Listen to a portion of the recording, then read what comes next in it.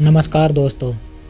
जब भी हम आज के चमकते हुए बॉलीवुड को देखते हैं, बड़े बड़े सेट, करोड़ों का बजट, सुपरस्टार और ग्लैमर, तो शायद ही कभी हम ये सोचते हैं कि इस सपनों की दुनिया की शुरुआत आखिर कब और कैसे हुई थी।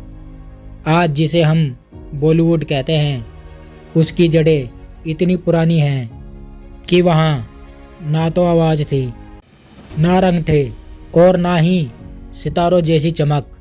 तो आइए आज चलते हैं भारतीय सिनेमा और बॉलीवुड की शुरुआत की उस कहानी में, जहाँ एक कैमरा था, कुछ सपने थे और इतिहास रचने का हौसला था। भारत में फिल्मों की शुरुआत 19वीं सदी के आखिरी वर्षों में हुई।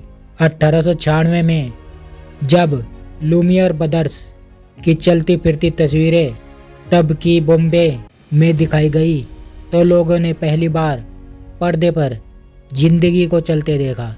ये सिर्फ एक तमाशा नहीं था, ये आने वाले एक नए युग की शुरुआत थी। लेकिन असली इतिहास तब बना जब एक भारतीय ने ठान लिया कि अब हम अपनी कहानी अपने अंदाज में दिखाएंगे, और वो नाम था दादा साहब फाल्के। 1913 में दादा साहब फाल्के ने बनाई भारत की पहली पूरी लंबाई की फीचर फिल्म राजा हरिश्चंद्र। यह एक मूवी फिल्म, साइलेंट फिल्म थी।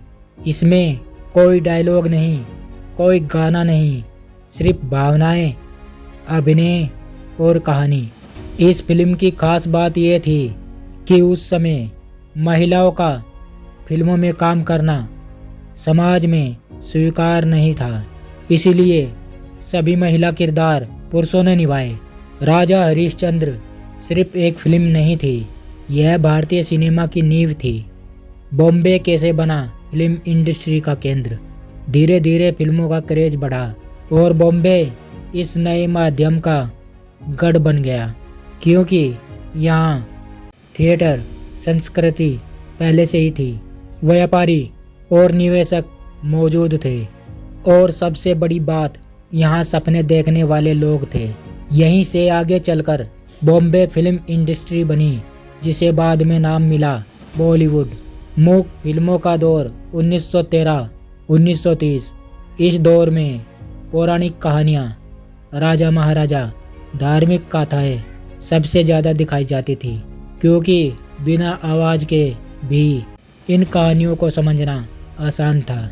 दादा साहब फाल्के के बाद कई फिल्मकार सामने आए और भारत में हर साल दर्जनों फिल्में बनने लगी।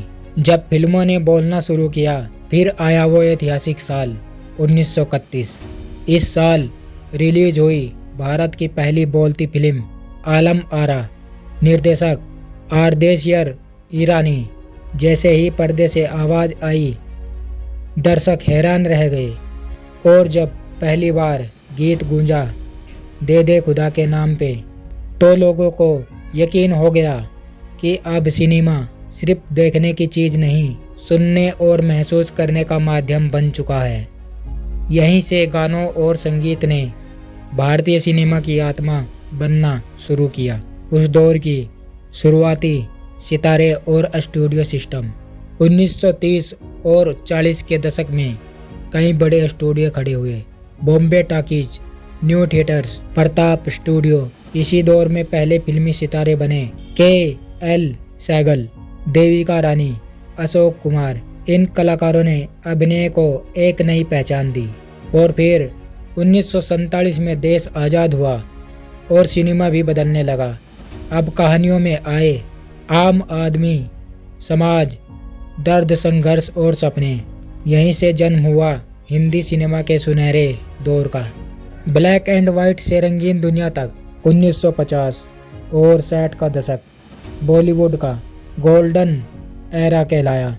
इसी दौर में आए राज कपूर, दिलीप कुमार, देवानंद, और फिल्में मनोरंजन के साथ साथ सोचने पर मजबूर करने लगी। तो दोस्तों, बॉलीवुड की शुरुआत न किसी बड़े स्टूडियो से हुई, न करोड़ों के बजट से।